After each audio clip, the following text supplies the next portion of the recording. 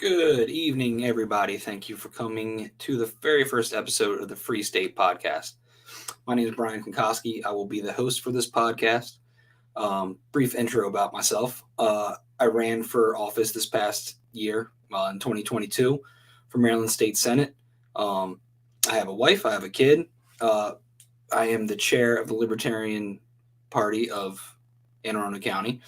And I've been involved in politics for about 3 years, and it's something that I've always been passionate about. So decided to start a podcast about it. So before I get into everything for tonight, typically this kind of time slot will be used for more local issues, county, town, city issues. But as that office hasn't started yet, I'm just going to talk about myself for a little while.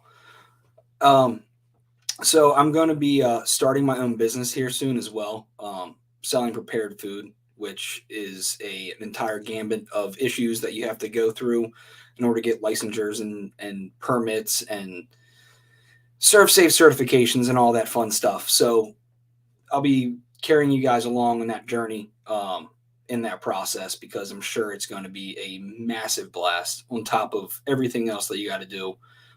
You have to give the state what they want. So let's just dive into it. The first thing I'm going to talk about tonight is the past election, the 2022 election. Already talked about my race a little bit. I ended with 27.24% of the vote, which for a third-party candidate, that's not too freaking bad. Really proud of myself, proud of the support that I got from the Libertarian Party of Maryland, all my volunteers. I couldn't have been more proud of myself. So even though I lost, and people say, oh, you got blown out, well, you do better and run as a third-party candidate and see where you get. I ran against Brian Simonaire, who previously was the minority leader in the state Senate. He didn't get reelected as state Senate minority leader this year. He actually lost that to let me see, what's his name? It's right here. To Steve Hershey of the Upper Shore. He replaced Brian Simonaire as the minority leader. And the Republican caucus in the Senate voted to retain Senator Justin Reddy of Carroll County as minority whip. Essentially, this is a Maryland Matters article, and I'll link in the show notes once I get that going. I'm still trying to figure out all this podcast stuff. Pretty much what he's saying is they want more conservative leadership within the Republican caucus in the Senate. They weren't happy with Simonaire not raising enough money, even though he raised more money than he ever has, which just goes to show that these candidates just raise money and then they just spread it out amongst each other. And they want more conservative leadership. They want more seats to be won. They actually lost 2 seats this year. So they already had a huge minority going into this election, and they lost 2 more seats. It's 13 seats is what the GOP has out of 47. So that's pretty horrendous. That's a way more than just a regular minority. That's almost a super minority. So I don't attribute that to the election that was held and how well I did or not, but that's something to be said, that the guy I ran against lost his election within the Senate, within his own GOP leadership position. So I pat myself on the back for that one too. Another one to touch on is Wes Moore, that he won by a landslide. Who would have guessed?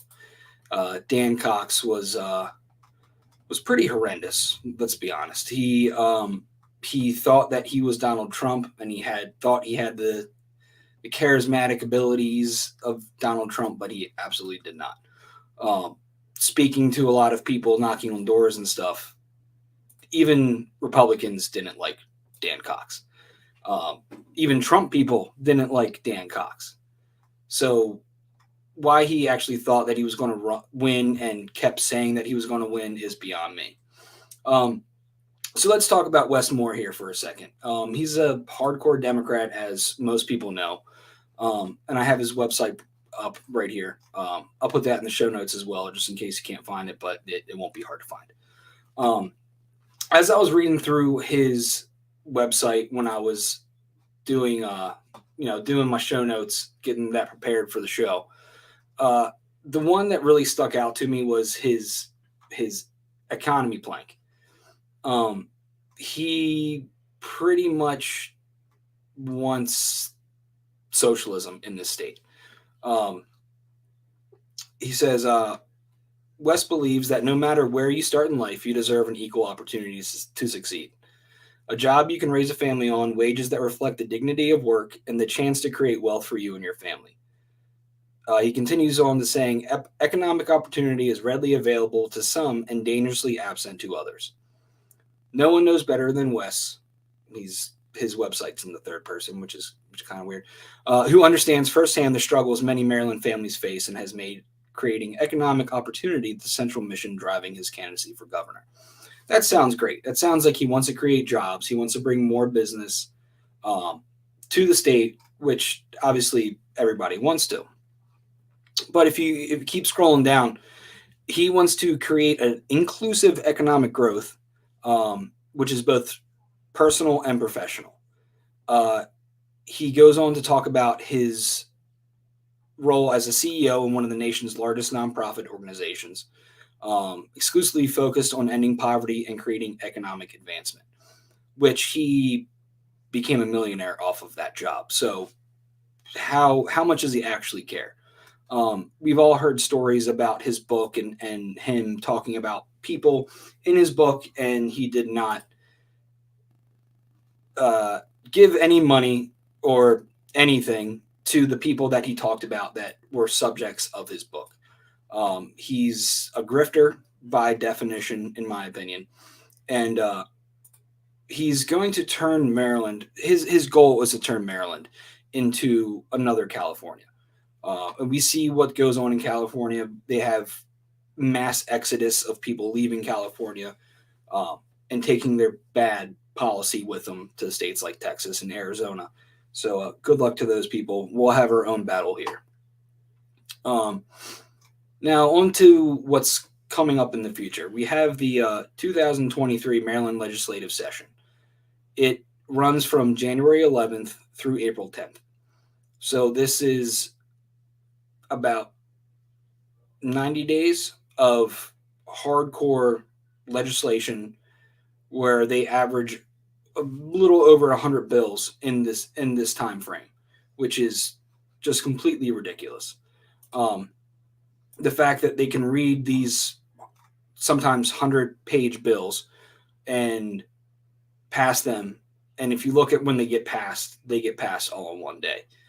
So just like how on the national level we have the Senate and the House, and they pass the omnibus bills that are 4,000 pages plus.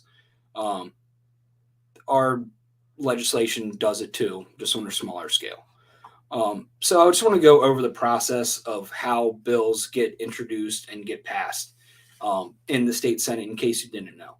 So a bill will get introduced. It's called the first reading. And what that is it gets sent to the floor of the Senate and the House, and it gets read through. People can discuss it, talk about it. It's just to put it out there. Then it goes through a second reading where there's a committee that is organized for this bill, whether the bill be about environment, it'll be a committee pertaining to the subject of the bill. It'll be the second reading. And usually then that's when they kind of have public opinion. I know I have had friends that have been in the committee report for the public meeting, primarily for the ghost gun ban that happened last year.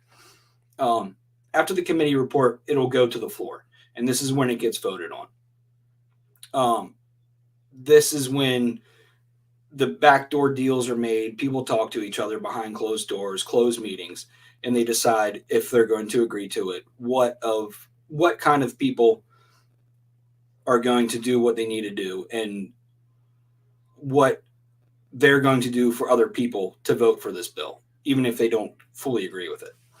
And then after that, it goes to the budget bill, where they figure out how much money they're going to spend, or how much they need to tax us.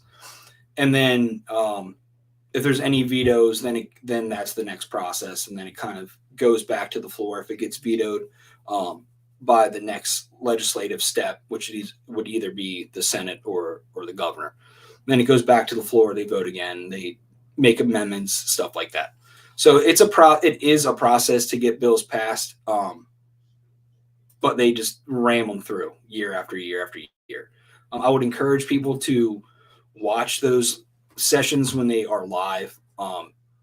I was very in tune with the ghost gun ban because that was something that I held personally to me. And they don't ask the right questions. They never ask the right questions.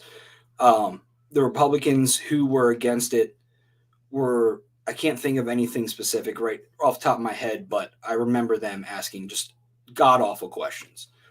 When it came to serializing guns that have already been manufactured at home, whether 3D printed or like a milled out AR lower, they didn't even ask the question if these FFLs that can actually do that work, to have the machines in house to do that work, are even willing to do the work. If I was a machinist, or if I had a machine that was part of my business, this $10,000-$20,000 machine, am I going to allow somebody's janky part to go on my machine? It could be out of tolerance. It would require me to measure the part before I do my machining. It could screw up the head of the machine, if you know anything about machining. So they weren't even asking these common sense questions that anybody else would ask. So that's the process of how it typically goes down. And I would encourage anybody to watch those when they get aired live. You can usually go to maryland.gov and click your way around. You'll find them. Or if you follow certain politicians on Facebook or Twitter, they may put the link out. So just keep your eye out on that.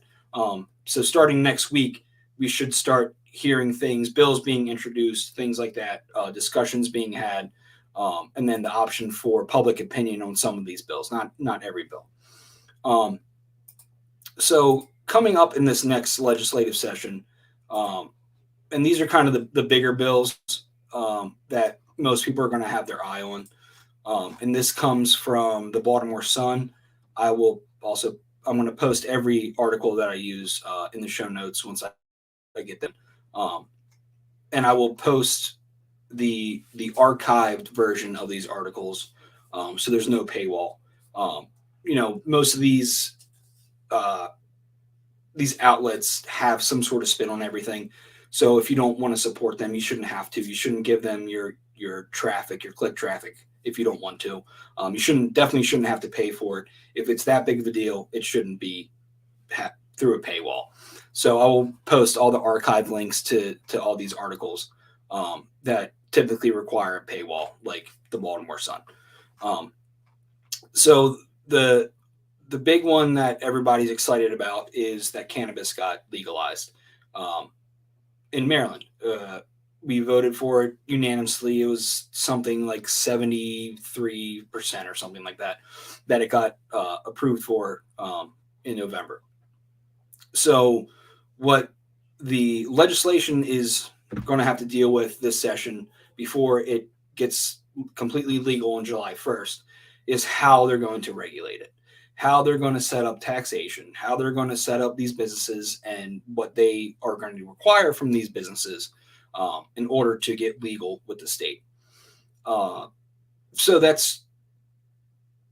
it's great that it's legal, but now the process of how it becomes legal, how much money it's going to cost, the taxation, it's all on the legislation's head. It's completely up to them to determine the tax rate, the regulation requirements for these businesses. So it's completely out of our hands. We voted yes on it, but now it's completely up to them of how they're going to implement it. I actually have a couple articles here. They're not even articles. They are from the state website. They've had some meetings and some presentations, primarily by a gentleman named or Dr. Michael Sophus. He's the director of research and products in behavioral psychology, the University of Kansas. Did his fellowship at Dartmouth, and the other doctor is Mackenzie Slade. She received her master's in public health from UCLA. So they have these people that are just private entities, private doctors that went to ultra liberal schools pretty much to try to make a presentation to the state of how they need to start implementing these things. It goes from everything from this is a good presentation.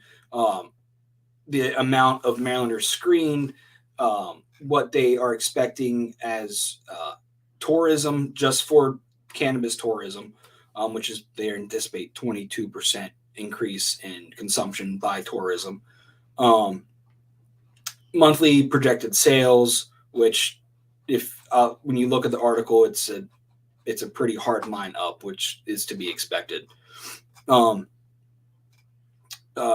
Willingness to travel, and then they get into the inclusivity of it, make sure that it's available for everybody who wants it.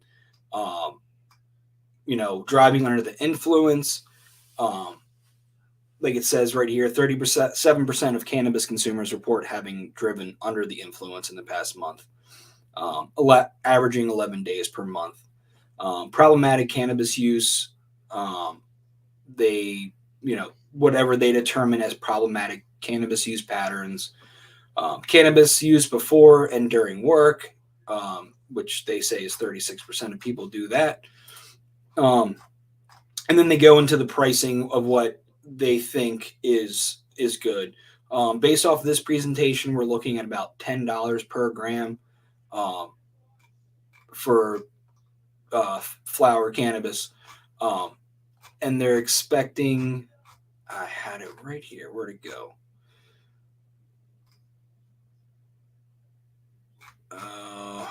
Can't find it now.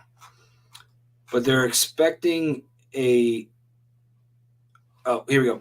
Almost in 1 year, they're expecting $1 billion in cumulative sales. At month 20 of adult use implementation. So whatever their tax rate, which they decide, and it's looking like it's about 15%. They're going to be making 15% off of $1 billion. So that is a chunk of change when it could be cheaper and not taxed, and people wouldn't have to pay so much. So they've also talked about how many people are going to continue to get cannabis off of the black market, which is about, if they tax it at the 15%, it's going to be about 44% of cannabis sales are going to be in the black market. If it's about 10%, it'll be about 36%. But I'll post all this stuff. This is actually a really good resource to look at. And when they implement these things, and we're questioning why, it's from these studies that I'll be posting in the show notes as well. Let's see.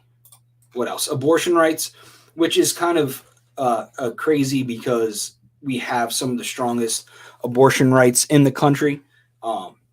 But what they're going to be bringing up is they want the right of reproductive health care in the state constitution, including contraception, prenatal services, and abortion procedures. And if that bill passes, then it will be on the ballot in 2024 for us to vote for. So that's going to be a large point of contention, even though it shouldn't be, because we already have abortion rights that aren't going anywhere, that are protected by the Constitution, state constitution. So in my opinion, it makes no sense of why they need to take it further, because it's just going to anger people even more. So just leave it as it is. We already have abortion rights. Just leave it alone. Um, Another big one, which is I find near and dear to my heart, is gun regulation. So what they'll be doing is that they're going to be making changes to the state constitution that reflect what the Supreme Court ruled in the Bruin case um, as constitutional, that we are a shall carry. So it's actually going to be put into the state constitution. Hopefully, that we have a right to carry. Um, Obviously, we're not a constitutional carry state, but we are a shall issue state. So as long as you're not a violent felon or a habitual drunkard or drug abuser, you will be able to carry a firearm in the state of Maryland, and that will be state constitutionally protected. Which it's better than what we've had, and hopefully by doing this, we can't have a governor like Wes Moore come in and tell us that we can't do it anymore, and make some executive order telling us that we can't carry firearms anymore, because it will be protected by the state constitution. Another one is sex abuse lawsuits. It would allow survivors of childhood sex abuse to sue abusers and have a path forward in the wake of a report from the Maryland Attorney General's office. And this is primarily brought on because of the allegations and proven childhood sexual abuse under the Roman Catholic priests, the Archdiocese of Baltimore, and things like that. As current law stands, a survivor can sue within 3 years of an abuser's criminal conviction or up until the victim's 38th birthday. So this would essentially allow anybody at any point in their life to bring up a lawsuit against their abuser, and then let the courts take it from there, which in my personal opinion, it makes a lot of sense, because it takes a long time sometimes for people to come to grips of what happened to them as children. And whether they're 30 years old or 7 years old, that should be brought forward. It should be talked about in a court, whether anybody is still alive that can be tried, or sentenced to any sort of punishment for that abuse. Regardless, it needs to get brought up. So that's a good one that's coming up. And then this is one that I actually tweeted about it on my personal page, I think this morning.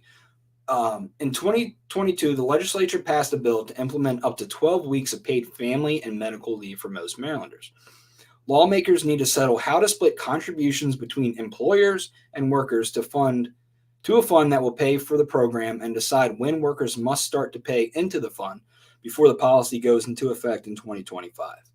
So what they're going to be doing is they're going to be forcing you to hand over more of your money because you might need family or medical leave. Now, for myself, that's something my company already offers.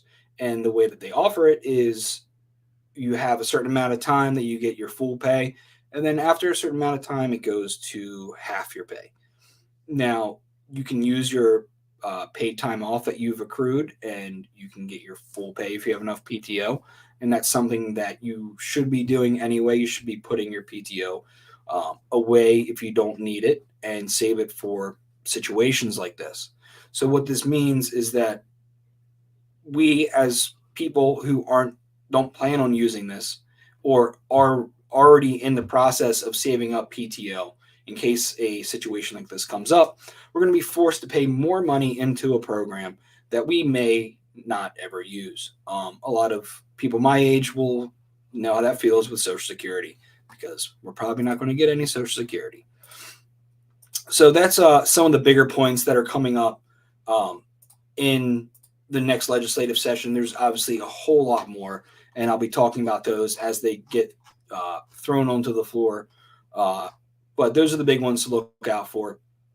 And if the opportunity arises, go to the virtual in-person meetings, and make your voice heard. Now, these are some laws that are going to be taking effect.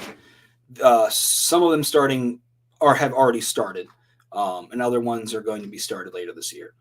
This also comes from, this article is from CBS News. Again, I'll be in the show notes. Let me get this out of the way. Come on, Ed. Okay. So the minimum wage is going to be increased, and that went into effect on the Sunday of last weekend. So that was January 1st. For companies with 15 or more employees, the minimum wage rose from $12.50 to $13.25. With companies less than 14 employees, 14 or less employees, the minimum wage was increased from $12.20 to $12.80. Minimum wage, I don't even need to harp on it. If you have any economic literacy, you would know that raising the minimum wage simply increases the price of everything else, and your raise just gets nullified by the increased price of everything, your day-to-day things.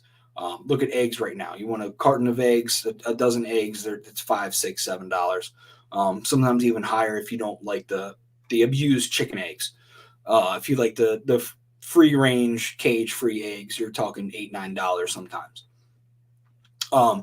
Marijuana decriminalization, we've already talked about that enough, but that will take effect on July 1st. It also increases the cannabis possession threshold for personal and civil use to 1.5 ounces and 2.5 ounces, respectively.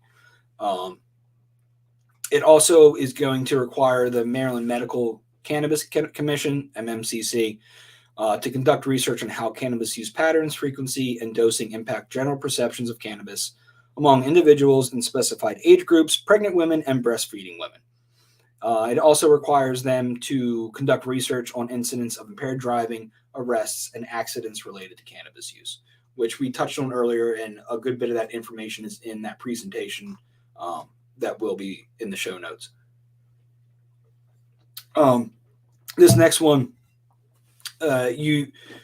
it's already been done on a national level. It's insulin cost reduction that Biden is so excited about.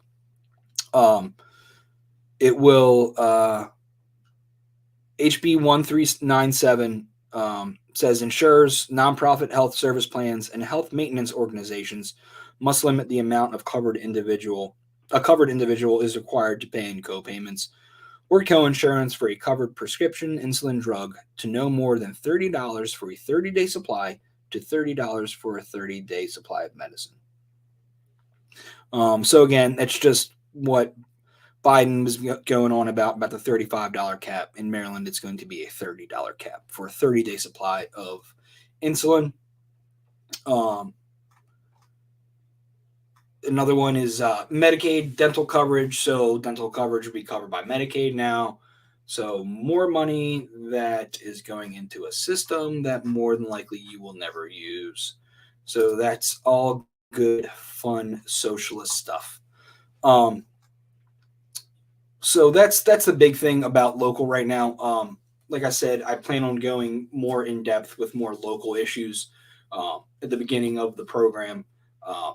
But that stuff isn't out like the state stuff is. So we'll get into that hopefully within the next episode or two. And if you are watching and you would like to contribute to your county, in your city, town, whatever, send me issues that are being put forward that I may miss, and I'll bring them up and we can talk about them, or you can come on and talk to them about me if you're involved. I am in Anne Arundel County, so I'll be focusing on Anne Arundel County as far as local issues go.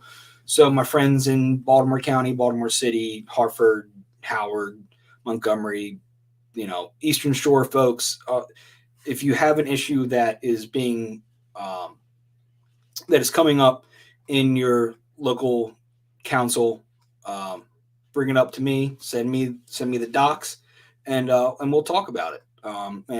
Maybe we'll just have you on if you are very strongly voiced against it. So something to keep in mind if you want to come on and talk to me about stuff. Um, so let's move on to a couple national issues. National issues get harped on so much that I'm not going to spend too much time on them, but they're worth being talked about. Um, McCarthy finally got uh, voted in as Speaker of the House. The Freedom Caucus was holding strong, even though I don't agree with most of the things they do.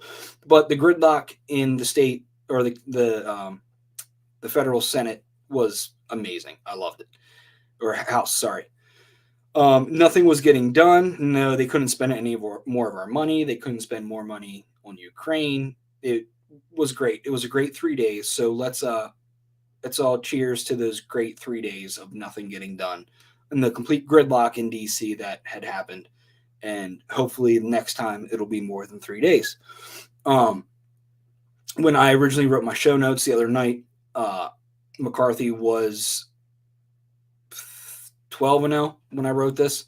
So I was hoping to say that McCarthyism died in America decades ago, and we wanted to keep it that way, but obviously not, because the Freedom Caucus caved because they got their way, allegedly. Another national story that I'd like to talk about that actually just happened today, I believe, was Trump's bump stock ban was found unconstitutional by federal court. In a 13-3 decision, the Fifth U.S. Circuit Court of Appeals in New Orleans voted that the bump stock ban was unconstitutional because it did not affect the mechanical operation of the rifle. So I'm waiting on PSA and all my favorite gun companies to start selling them again. And I'm going to grab one up. You should too, because it's your constitutional right.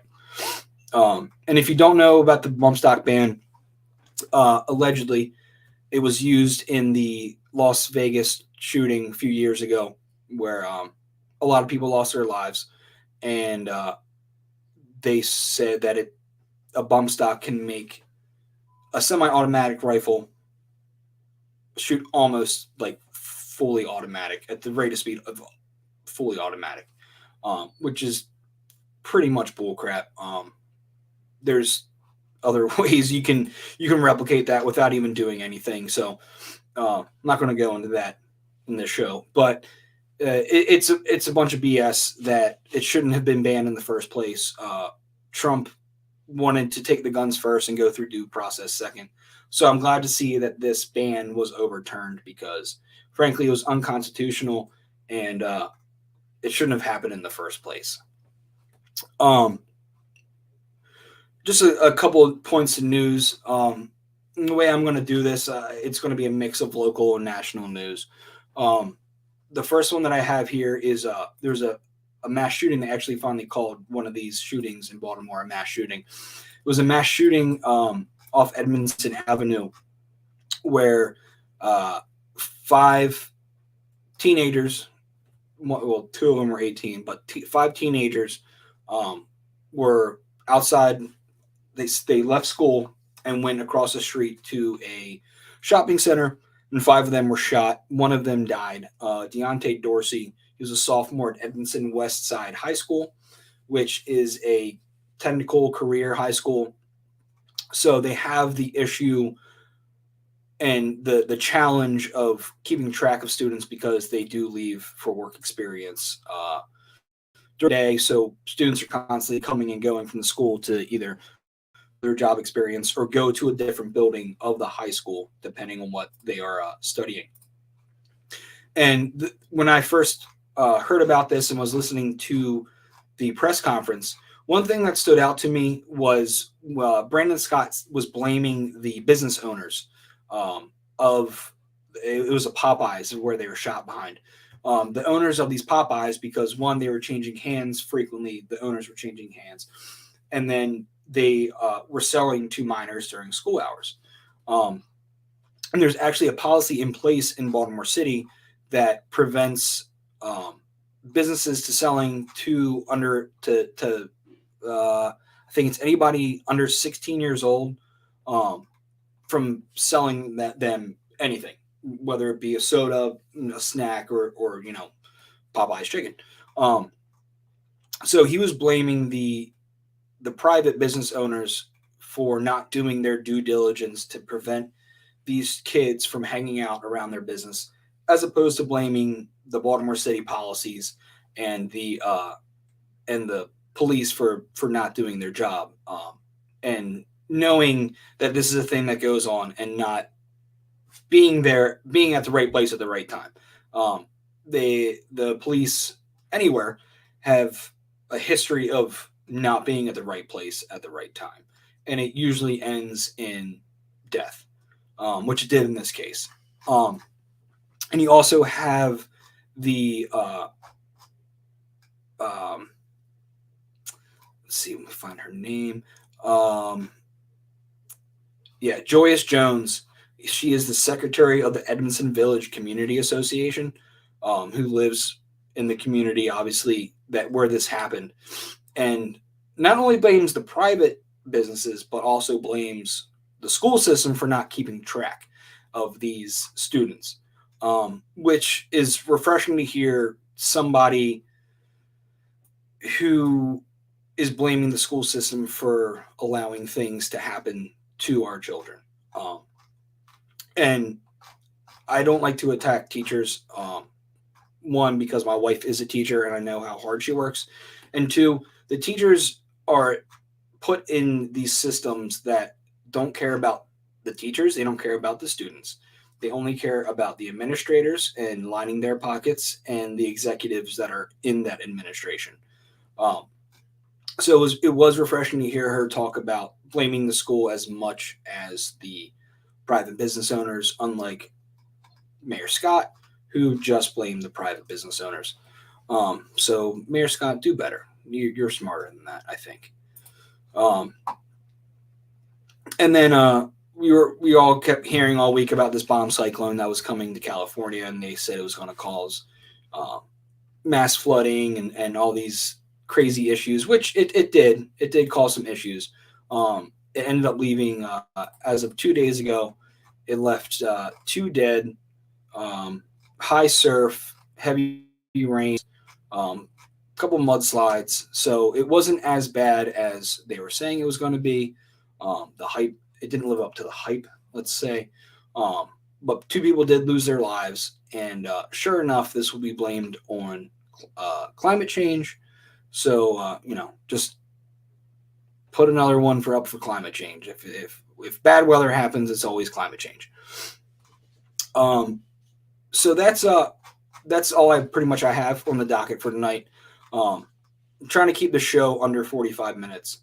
There's a lot of information to go through, but attention spans are short and time is scarce. So I'm trying to keep it under 45 minutes. I just want to give a shout out to a rally that's being organized by the Libertarian Party, the National Libertarian Party, and the People's Party. It's a rally called Rage Against the War Machine. It is being held in Washington, D.C. at the Lincoln Memorial on February 19th. It's going to start at 12:30 p.m. If you're in Maryland, we are trying to organize a few buses, two buses there, so you don't have to worry about parking and if you've ever been to DC, you know how bad parking is. So be on the lookout for that kind of information. Every week I'm going to be posting updates about this rally because it's a really big deal. I was involved in the very infantile stages of getting this together, and luckily more apt hands came in and started taking control and took it over, and it's going to be a big deal. We have some of the sponsors are the Mises Caucus, the Libertarian Party Radical Caucus, Action for Assange, which is a Julian Assange advocacy group, my friends at Punk Rock Libertarians, World Beyond War, Peace in Ukraine, which is the largest peace organization in the country right now, my friends at Liberty Speaks. So there's a lot of good people involved. You know, for the Libertarian Party and the People's Party to be joining together hand in hand to do something this monumental is a big deal. It just goes to show that a lot of people are tired of the two-party system, and that we can come together as the Libertarian Party and the People's Party, be anti-war together, form these single-issue coalitions, and put together something great. The speakers that they have lined up as of right now, and I'm just on their website, rageagainstwar.com. There's Jimmy Dore, who, if you never watched his show, he has a great show. I don't agree with him on a lot of things, but he does have a great podcast. And he's on YouTube, so check him out sometime. Medea Benjamin, who is the co-founder of Code Pink and the creator of the fair trade advocacy group Local Exchange. The great and wonderful Scott Horton, who, if you don't know about him, you should. He is a foreign policy expert, radio host, author of amazing anti-war books, and check out his website, antiwar.com. Garland Nixon, who is a radio talk show host and political analyst in D.C., and David Swanson, who is an anti-war activist, blogger, author, and executive director of World Beyond War. So those are some of the speakers that they have slated. And hopefully there's more. We're trying to get some more people to go to that. So be on the lookout for that. Check out the website. Make a contribution if you can. We're getting there. Contributions are coming in. So far, the website says 183 donations. If you can give $5, $10, $100, $250, whatever you can give will help. We will have stages where we have to have, the DC is making us have porta potties and stages and all these regulatory things that we have to do to make this thing as big as we possibly can. So any bit helps going towards those costs. And then one last thing I want to talk about is I'm going to give you guys homework. So I have two books that I want everybody to read. The first one, if you haven't read it, you should. And you can usually get it for free. You can download it, I know, the PDF for free on the Mises website, not the caucus, the Institute. Mises Institute website is Economics in One Lesson. This is a great book to have. And if you can get multiple copies, do it. Put it in your doghouse libraries in your neighborhood. Hand it out to your friends and family. Either give it to them, lend it to them, tell them to take it and give it to somebody else, because this covers a lot of economic issues and arguments that you will come up on, like earlier with minimum wage and stuff like that. And then this one I haven't read yet. I just got it from Amazon today, actually, is the Communist Manifesto. I hate to say enemy, but we need to know what we're up against. And this is the Communist Manifesto, right? So it's $3 on Amazon. Thank you, capitalism. Obviously, not a lot of people want it because it's only $3. It's a pretty small. It's not even a book. It's more so just like a pamphlet. It's 40 with actual reading. It's about 42 pages. So $3 on Amazon. Get yourself one. Read it. I plan on reading it this weekend. This is my birthday present to myself. My birthday is tomorrow. So definitely read that. Get to know the arguments so that you can arm yourself better when commies try to argue about the economy and how everything should be given out for free, and that the workers own the means of production, not the actual owners. Property rights, very important. So that'll be it for tonight. Thank you all for watching, listening. Hopefully this gets a little more refined in the future. I'll be working on an intro and all that fun, glitzy stuff. But for the most part, this is how I plan on doing the podcast. It's going to be a lot of facts. And I'm going to be giving you all the articles and presentations and slides and everything that I use to compile the information so that you can read it yourself. Don't take my word for anything at all. Do the research yourself, even though Fauci and everybody says that's bad. Do it yourself. Make your own deductions from the information that you're given, and then go from there. And then you will be more educated. You will be a better debater. You'll be a better argument haver, and maybe you'll get some people to lean your way. Obviously, I am a libertarian, and this is a somewhat libertarian podcast. But I'm going to try to keep it as non-biased as I can. But it's kind of hard when a lot of this stuff is common sense. So take that to heart and just take the facts for what they are. If you don't want my libertarian messaging, just block that part out. But that's going to be it for tonight. Everybody enjoy the rest of your weekend. I'll have another episode coming out next week. And if you didn't catch this live, or if you caught the tail end of it, you can listen to it on Spotify, Apple Podcasts. You can go back on YouTube and watch it. You can go back to Twitter and watch it. And pretty much wherever podcasts are streamed. I will be using Anchor to stream the audio. So wherever they send it, that's where it will be. With that being said, everybody have a good night, and thank you for watching.